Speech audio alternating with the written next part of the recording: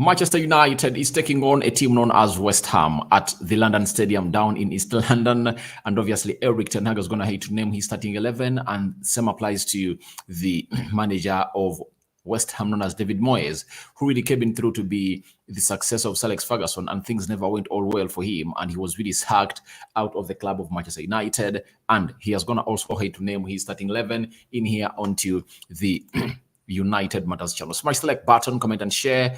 If at all you're watching us for the very first time, endeavor to subscribe to this channel so as not to miss out on stories that we do upload in here on a daily.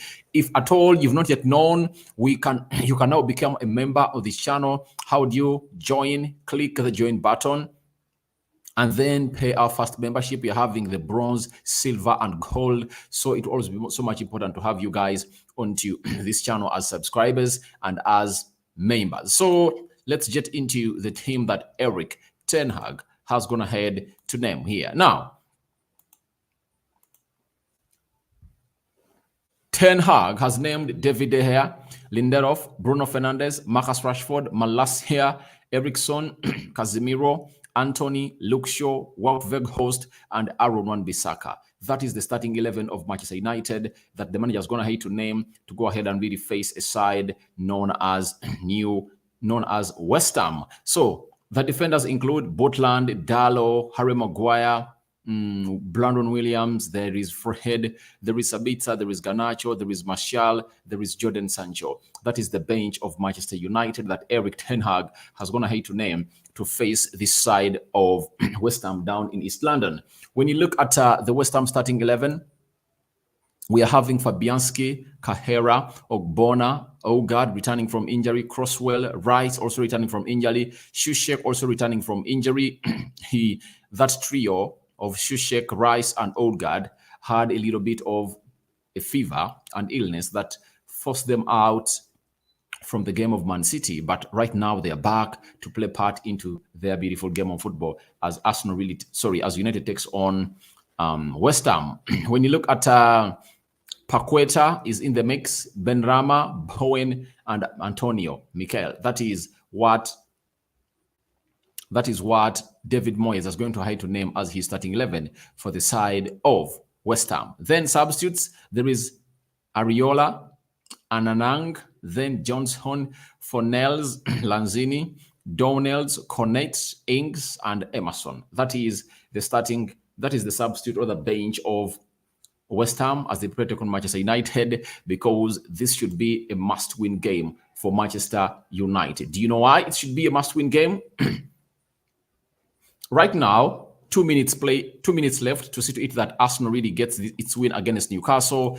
If Arsenal happen to beat Newcastle, Newcastle will find themselves tied onto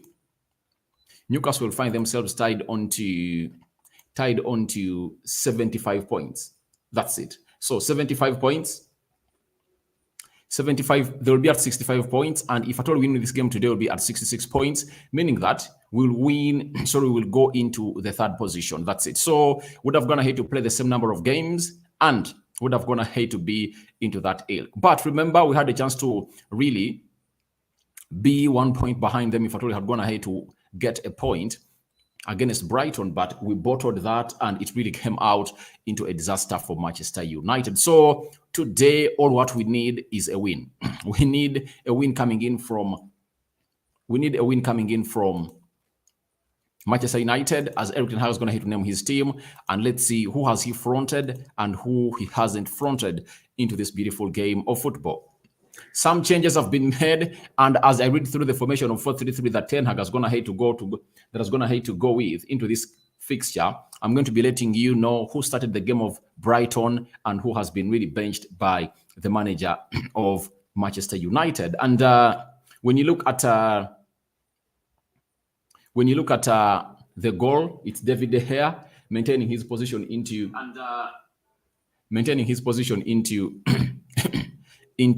or in between the stitches. That is David De Gea. And he had a very wonderful display against Brighton, and he was unlucky not to keep a clean sheet down there because we just considered the penalty in the dying minutes. So he would have gone ahead to really get his 16th clean sheet of the season.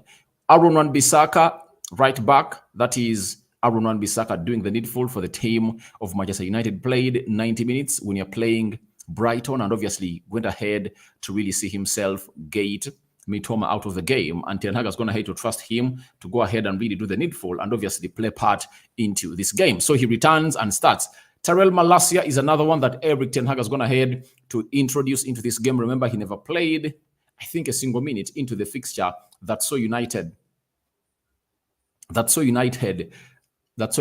lose 1-0 to Brighton on Thursday. So Malacia has been really brought in as a refreshing energy from the bench and is going to be played as a left back at Manchester United. That is a player who goes by names of Tyrell Malacia. And as it stands, Man United have brought back Luke Shaw and Lindelof into the central defense. And remember, in my match reaction, I was so much eager to see whether the error that Luke Shaw does in the dying minutes that resulted into us getting a penalty puts us in a position of really puts Eric Ten Hag in a position of really think about Harry Maguire. But I'm so much happy that he hasn't gone ahead to think about Harry Maguire and he has just gone ahead to do his thing.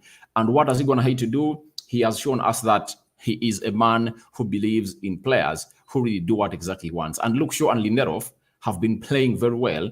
And with Rafael Varane returning in the game of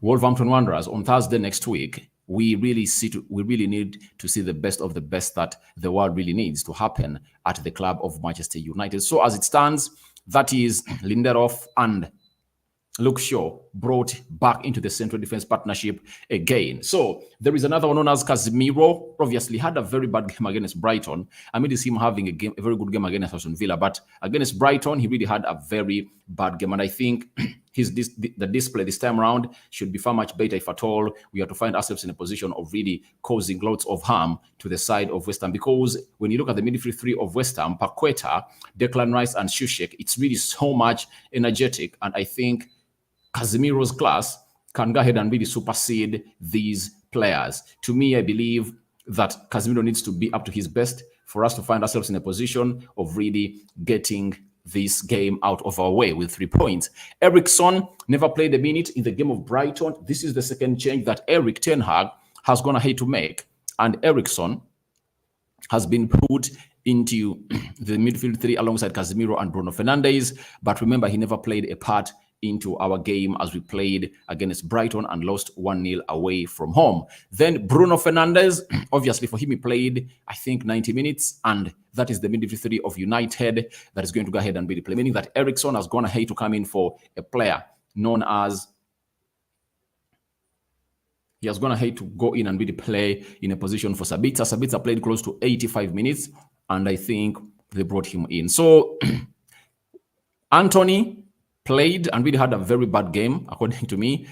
Apart from him tracking back, I don't remember him having any good display into that game as we played against Brighton. Then Rashford off the left again, with Anton Martial getting benched and Wout Weghorst starting his first game for United, I think, in very many games this season. So according to what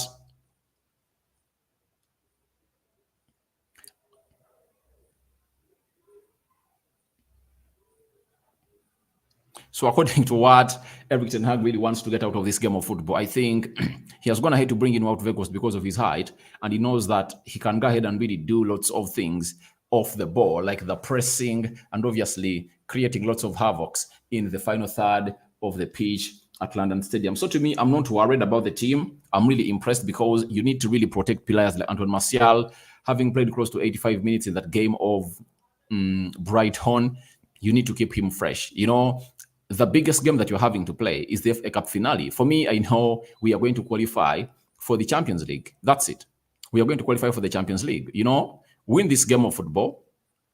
After winning it, we'll find ourselves in a position of obviously going all out and really getting this game out of our way. Arsenal is winning, and I think this is a very good positive result for us. Just 30 seconds to go for Arsenal's win to be really given a go, and they've gone ahead to keep a clean sheet, and this is a win that is going ahead to really put them in a position of getting back into the title race by not giving City an easy go. So more pressure has been piled on City, and I think this win works well for Manchester United. Why? Newcastle has really gone ahead to lose a game. After them losing a game, that means United, if at all we win today, we are going to find ourselves in a position of going above, of going above a team known as Newcastle. Final whistle has been blown. Newcastle 0, Arsenal 2, and obviously they've gone ahead to really show us exactly what they've gone ahead to do. And I'm having Opio Ivan. Good evening, Rokan David. How far with the takeover between Qataris and Sir Jim Ratcliffe and Man United to win 2-0 against West Ham? All right. The takeover is obviously one of those things that everyone would love to really hear something about it, but it's still really into the hands of the Glazers. And news coming in from Sky Sports, especially Sky Cover, has gone ahead and let us know that they are really planning to do the needful and make a decision on who is going to go ahead and really win over the rest. But there is a tweet that has gone ahead to come in through, and if at all goes well, I might end that video with today, because they've gone ahead to let us know that this man known as Sheikh Jassim Al Thani is really in the pole position to take over Manchester United. Ineos has tried all efforts to see if they really convince the Glazers to give them the club at less money than that of Sheikh Jassim Al Thani that is offering, and they've gone ahead to say no. We are saying no. So as it stands, Manchester United is really doing a very wonderful job, and I would love to see this happening to the club of Manchester United and keep on doing the best that we deserve as a team of Manchester United. But congratulations to Manchester United. If at all we win today, we are going to slip into the third position. And obviously, Arsenal is now having 81 points. Newcastle is having 65. We win, we are 1 point ahead of Newcastle. And I think this is what the players are really going to go ahead and really go in for today, because all what we need is winning. Let's go ahead and really win, capitalize onto that, and obviously seal the top 4 positions. When you look at West Ham, they've gone ahead to come in with a system of 4-2-3-1 with Fabianski in goal, Kahela as the right back, Ogbonna and Ogard, that is the central defense. Ogbonna playing on the right side of the central defense and Ogard playing on the left side of the central defense. Crosswell playing as the left back, Shushek and Rice, that's the double pivot of West Ham. Then Lucas Paqueta is playing as a central attacking midfielder. Then Benrahma is obviously playing as a left attacking midfielder, and Gerard Bowen is playing as a right attacking midfielder. Antonio is leading the line. What does this mean? Gerard Bowen is going to face Malacia. I think Malacia can really go ahead and redo the needful against Gerard Bowen. And Aaron Wan-Bissaka, that's a given that he's going to close down Benrahma, because he has only gotten beaten in a duel or in 1v1 just once in the entire league. So it shows you how good he is at 1v1s, that he is a player known as Aaron Wan-Bissaka. Then Mikel Antonio is going to face Luke Shaw and Lindelof. Some bit of energy will be required into the mix, because if you're really going ahead to go and really face on a man that is really so much energetic, some power will be needed. But I think they'll share co-share the responsibility of really keeping him out of the game. But what's the best way of keeping him out of the game? Get Shushek and Rice out of the game. And how do you do that? Casemiro, Eriksson, and Bruno Fernandes.